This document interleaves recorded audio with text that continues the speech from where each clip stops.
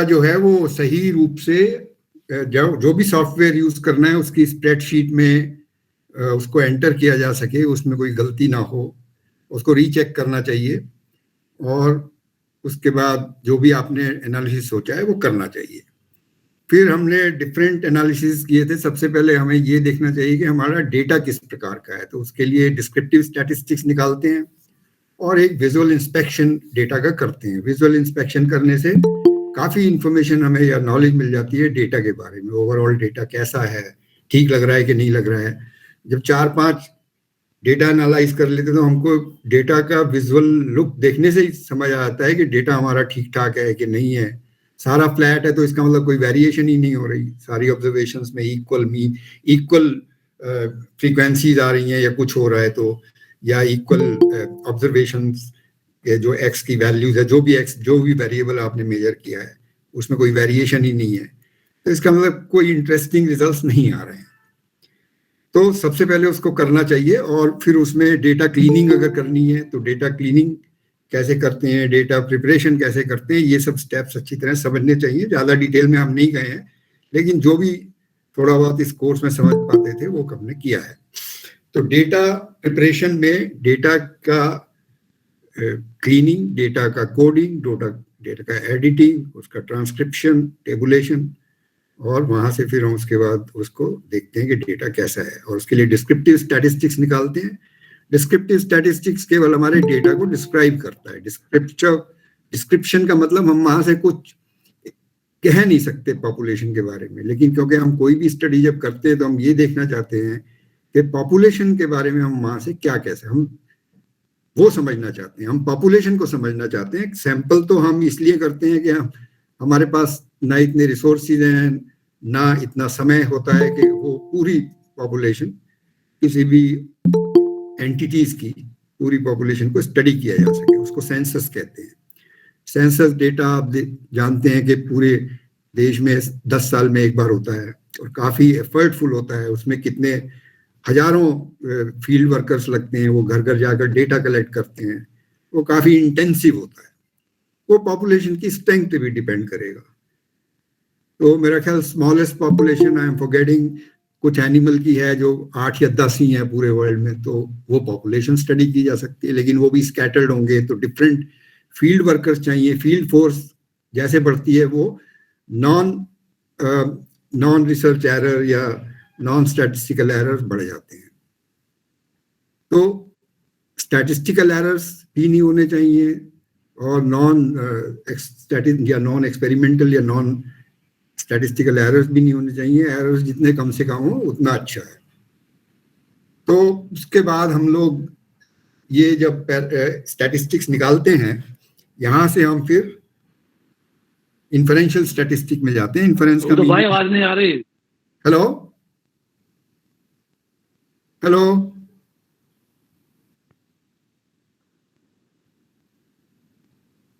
हाँ, तो आप अगर किसी को आवाज नहीं आ रही तो वो अपना चेक करे कि स्पीकर वगैरह में कोई प्रॉब्लम है। तो उसके इन्फरेंशियल स्टैटिस्टिक में पैरामीट्रिक या नॉन पैरामीट्रिक हो सकते हैं। पैरामीट्रिक का मतलब है कि हम उसके पैरामीटर्स एस्टिमेट कर सकते हैं। लार्ज सैंपल है, जब लार्ज सैंपल होता है, मेजरमेंट्स हमारे जो है वो मेट्रिक लेवल पे होते हैं, इंटरवल या रेशियो लेवल पे, तो हम पैरामीट्रिक स्टैटिस्टिक्स कंप्यूट कर सकते हैं। और अगर नॉन मीट्रिक है, नॉमिनल या ऑर्डिनल, तो जनरली क्योंकि उनके डिस्ट्रीब्यूशन अवेलेबल नहीं होते या होते हैं तो, लेकिन उनके कोई स्मॉल सैंपल होता है तो जनरलाइजेशन इतना नहीं हो सकता जितना पैरामीट्रिक से हो सकता है, वगैरह वगैरह, उसमें कई इश्यूज आ जाते हैं। तो हम ने जो है ये देखा कि इन्फरेंशियल स्टैटिस्टिक को कैसे डिफाइन करते हैं। उसमें कई कॉन्सेप्ट्स हमको ठीक तरह से समझ लेने चाहिए। हाइपोथेसिस की डेफिनेशन क्या है, स्टैटिस्टिकल हाइपोथेसिस क्या है, नल और अल्टरनेटिव, उसमें डायरेक्शनल और नॉन डायरेक्शनल का क्या रिलेशनशिप है, वन टेल और टू टेल टेस्ट से, फिर लेवल ऑफ सिग्निफिकेंस और definition of inferential statistic as the statistic of interest divided by the standard error of the statistic of interest. Standard error sampling distribution का standard deviation होता है, तो क्योंकि हम standard जो सैम्पलिंग डिस्ट्रीब्यूशन है वो हम फील्ड में जाके ऑब्टेन कर सकते हैं। एक ही स्टडी को अगर 100 बार 500 बार रिपीट करेंगे ऑन आइडेंटिकल सैंपल्स, तो जो स्टैटिस्टिक्स आएंगी वो सेम नहीं आएंगी, उनकी कुछ वैल्यूज चेंज होती रहेंगी, उनका एक डिस्ट्रीब्यूशन होगा, नॉर्मली जनरली वो नॉर्मल डिस्ट्रीब्यूशन होगा। उसका जो स्टैंडर्ड डिविएशन होता है सैम्पलिंग डिस्ट्रीब्यूशन का, उसको स्टैंडर्ड एरर कहते हैं। और स्टैंडर्ड एरर डिनोमिनेटर में जाता है, तो स्टैंडर्ड एरर जितना स्मॉल होगा उतना ही स्टैटिस्टिक्स का सिग्निफिकेंट आने का पॉसिबिलिटी है। इसलिए हम इफेक्ट साइज को स्टडी करते हैं। इफेक्ट साइज जितना ज्यादा होगा उतनी अच्छी रिसर्च है, क्योंकि कोई भी वेरिएबल अगर हम चेंज करते हैं, उसको चेंज करने से अगर इफेक्ट ज्यादा आ रहा है तो वो अच्छा है। दवाई अगर कोई मेडिसिन 3 दिन में ठीक करती है, कोई मेडिसिन 5 दिन में ठीक करती है, जो 3 दिन में करती है इसका मतलब इफेक्ट उस मेडिसिन का ज्यादा आ रहा है। तो इफेक्ट साइज बहुत जरूरी है। स्टैटिस्टिकल सिग्निफिकेंस जो निकालते हैं अल्फा के बेसिस पे सिग्निफिकेंस लेवल से, वो केवल ये बताता है कि हमारे जो सैंपल पे स्टडी हुई है वो पॉपुलेशन को अप्लाई होगी या नहीं होगी। वो ये नहीं बताता कि ये कितनी स्ट्रेंथ कितनी है, इसकी जो इफेक्ट आया है वो कितना स्ट्रांग है। उसके लिए हमें इफेक्ट साइज की जरूरत होती है। और इफेक्ट साइज आप कहीं, जब मैं कोरिलेशन के बारे में बताऊंगा तो उसके बारे में बताऊंगा, और इफेक्ट साइज कंप्यूट कर किए जा सकते हैं। तो इफेक्ट साइज और sample size and level of significance, ये 3 चीजें डिटरमिन करती है कि हमारी स्टैटिस्टिकल टेस्ट की कितनी पावर है। किसी रिसर्च की भी पावर निकाली जा सकती है। रिसर्च की पावर वीक हो जाती है अगर हम ज्यादा हाइपोथेसिस टेस्ट करेंगे। तो आपके पास मान लीजिए 3 ग्रुप्स हैं, 2 ग्रुप्स तो आपने टी टेस्ट कर लिया, 3 ग्रुप्स हैं और अगर उसमें टी टेस्ट करेंगे तो वो काफी वीक टेस्ट हो जाएगा। इसलिए हम वहां पे फिर एनोवा करेंगे, एफ टेस्ट करेंगे, क्योंकि एफ टेस्ट हम इस कोर्स में नहीं करेंगे, वो फिर दूसरे समय चाहिए। बट तो उसके लिए एफ टेस्ट करेंगे, एनालिसिस ऑफ वेरिएंस करेंगे। जब हमारे पास डिपेंडेंट वेरिएबल्स ज्यादा हो जाएंगे एक से, तो हम मेनोवा करेंगे, मल्टीवेरिएट एनालिसिस ऑफ वेरिएंस। तो टेस्ट जो है वो हमें चूज करना है इस हिसाब से कि हमारी पावर, रिसर्च मेथोडोलॉजी की पावर बढ़े।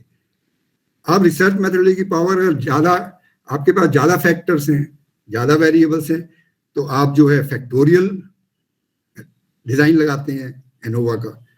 तो सिंपल एनोवा और या univariate ANOVA, 1 factor ANOVA, 2 factor ANOVA, 1 वे, 2 वे, 3 वे एनोवा, आपने टर्म सुनी होंगी। 2 वे में जाने से क्या होता है, और स्ट्रांग हो जाती है रिसर्च मेथोडोलॉजी। 3 वे में जाने से और स्ट्रांग होती गई।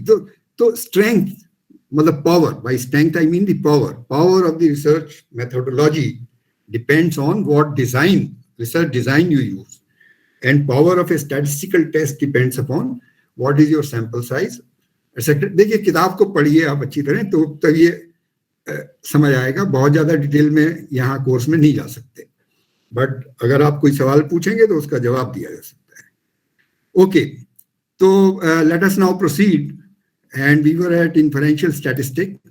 मुझे याद दिलाते रहिए, मैं अनफॉर्चुनेटली बिकॉज नेचुरली इंग्लिश में पढ़ाते हैं तो वो आ जाएगा, आप मुझे बताइए कि गड़बड़ हो रही है कुछ, ताकि मैं जो है हिंदी में बोलना शुरू कर दूं।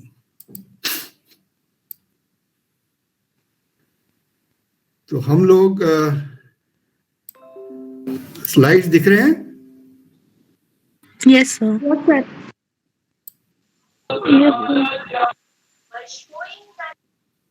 ओके, तो हमने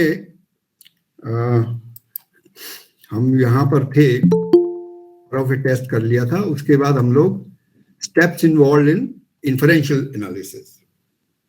तो इसमें आप पहले स्टेट कर दीजिए अपनी नल हाइपोथेसिस और अल्टरनेटिव हाइपोथेसिस।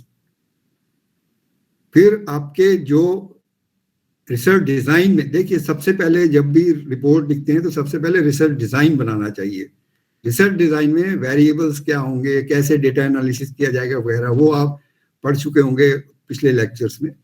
तो उसके बाद एक सेलेक्ट जो स्टैटिस्टिकल टेस्ट आपने सोचा था वो यूज करिए। आप डेटा आने के बाद नहीं सोच सकते कि क्या टेस्ट करें, वो बायस, उसको कहलाती है बायस है।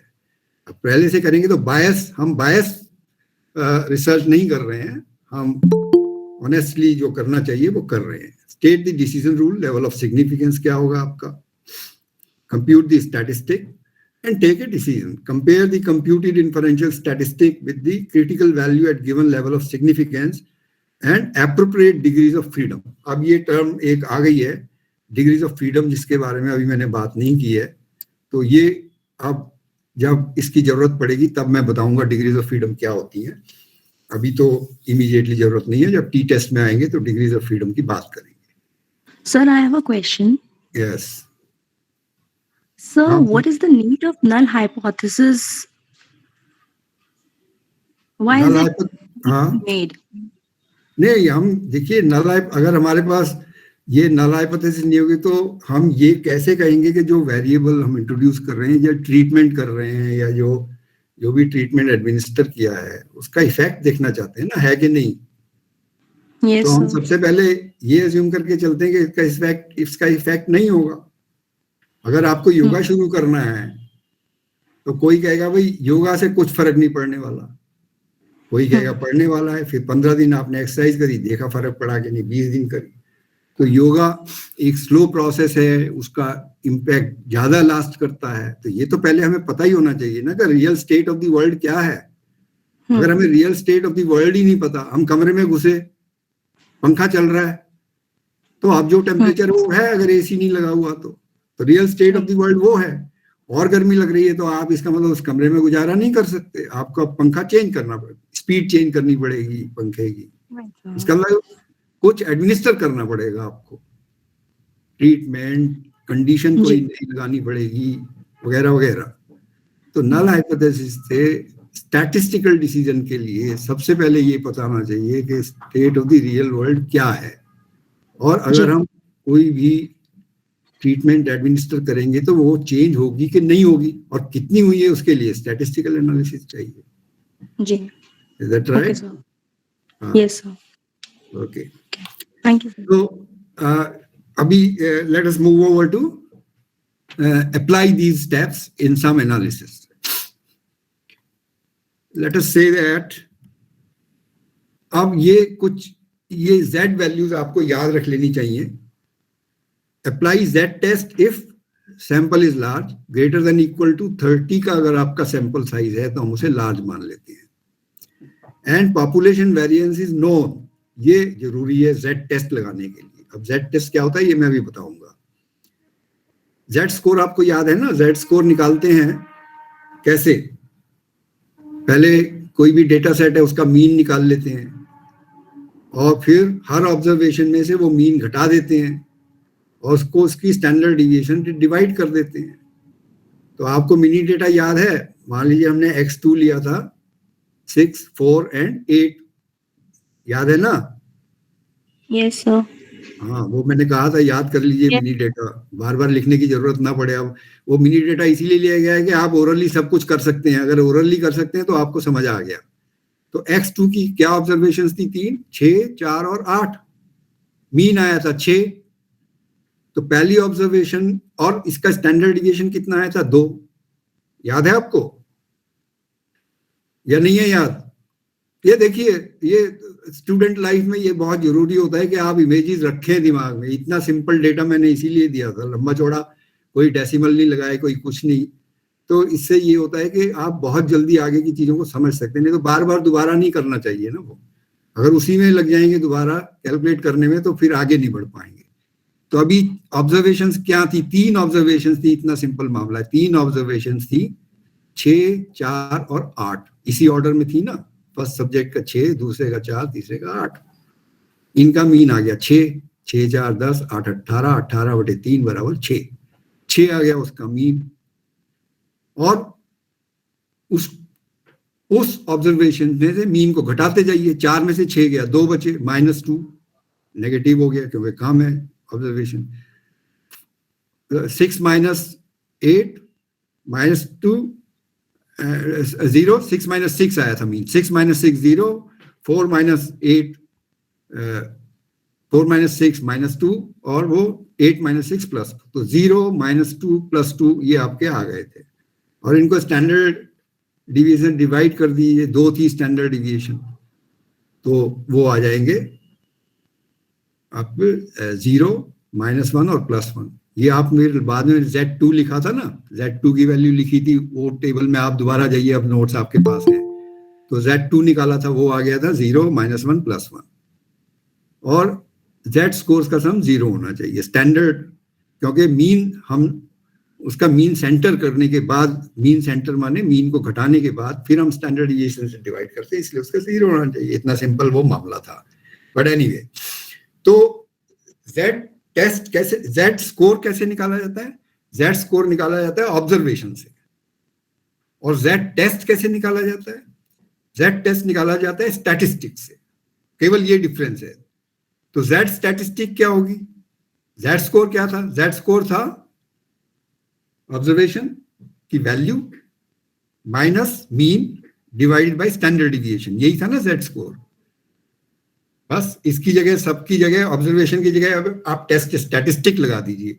तो मान लीजिए मीन के बारे में Z स्कोर निकालना है, हमें Z टेस्ट लगाना है, तो हम कहेंगे mean minus population mean divide by standard error, क्योंकि सैम्पलिंग डिस्ट्रीब्यूशन ले रहे हैं, अब हम टेस्ट स्टैटिस्टिक ले रहे हैं, इसलिए वहां स्टैंडर्ड एरर लगाएंगे डिनोमिनेटर में। वो स्टैंडर्ड डिविएशन है सैम्पलिंग स्टैटिस्टिक की, उसको बस फॉर्मूले को ट्रांसलेट करना है सैम्पलिंग डिस्ट्रीब्यूशन के आधार पे। तो कंसेप्ट वही, देखिए कंसेप्ट समझ लीजिए वही रहेगा। कंसेप्ट जब हम साइकोलॉजी में ग्रुप डायनेमिक्स पढ़ते हैं या सोशियोलॉजी में पढ़ते हैं, वही रहेगा। सोशियोलॉजी में लार्जर ग्रुप होगा थोड़ा, साइकोलॉजी में स्मॉलर ग्रुप होगा, लेकिन कंसेप्ट वही है। ग्रुप कोहेसिवनेस, टीम बिल्डिंग वगैरह, जो भी कंसेप्ट हैं, कंसेप्ट चेंज नहीं होते हैं, प्रोसीजर प्रोसेस वगैरह चेंज हो सकता है। तो वन टेल टेस्ट, अब ये डिस्कस कर चुके थे हम, वन टेल टेस्ट और two tail test. One tail test Z statistic, अगर मैं Z यूज करूं वो Z ही है। Z स्टैटिस्टिक प्रोबेबिलिटी अगर 0.05 है, अल्फा प्रोबेबिलिटी माने अल्फा 0.05 ले लिया, तो Z की वैल्यू वन टेल्ड में 1.64 आई है। टेबल आपको मैंने भेज दिया Z टेबल, वो आप बाद में देख लीजिए। तो Z स्कोर अगर 1.64 है या उससे ज्यादा है, तो इसका मतलब प्रोबेबिलिटी 0.05 या उससे कम है। और अगर हमने वो लेवल पे लेना है, तो हमें Z स्टैटिस्टिक की वैल्यू 1.64 आनी चाहिए, तब हम कहेंगे रिजल्ट सिग्निफिकेंट है। कम से कम इतनी होनी चाहिए, ज्यादा हो सकती है। और 0.01 लेवल ऑफ सिग्निफिकेंस अगर हम चूज करेंगे, तो इसका 2.32 पे Z टेस्ट की वैल्यू आनी चाहिए। अब ये इंपॉर्टेंट है, टू टेल्ड में क्या होता है, ये हम डिस्कस कर चुके थे कि 0.05 आपके पास अगर आपने चूज किया है टू टेल में, तो यहां देखिए, दोबारा जाइए वहां पर, ये हमने लिया था, या वो भी किया नहीं। 0.05 अगर हम लेवल ऑफ सिग्निफिकेंस मान के चल रहे हैं, और अगर टू टेल्ड में जाएंगे, तो हम ये मान लेते हैं कि 0.05 जो है आधा नीचे की टेल पे आ जाएगा और आधा ऊपर, 0.025 आ जाएगा वहां पे। तो टू टेल टेस्ट में अगर लेवल ऑफ सिग्निफिकेंस 0.05 है, तो Z की वैल्यू 1-9.196 से ज्यादा होनी चाहिए। ये समझ लीजिए, ये कंफ्यूजन नहीं रखिए। देखिए, हाइपोथेसिस टेस्टिंग में सबसे पहले ये पता होना चाहिए कि आपका लेवल ऑफ सिग्निफिकेंस क्या है, और वन टेल्ड है कि टू टेल टेस्ट है। वन टेल टेस्ट में वो जो प्रोबेबिलिटी लगाई है वो वहां आ जाएगी, टू टेल टेस्ट में वो आधी आधी दोनों तरफ हो जाएगी, इसलिए डिस्टेंस और बढ़ जाएगा, दूर वैल्यू ज्यादा बड़ी हो जाएगी, क्योंकि टेल पे ही जो वैल्यूज है, ये देखिए मैं अभी बताता हूं, ये 1 ये यहाँ पे, ये जो नॉर्मल डिस्ट्रीब्यूशन होता है, यहाँ पे 0 होती है ना वैल्यू।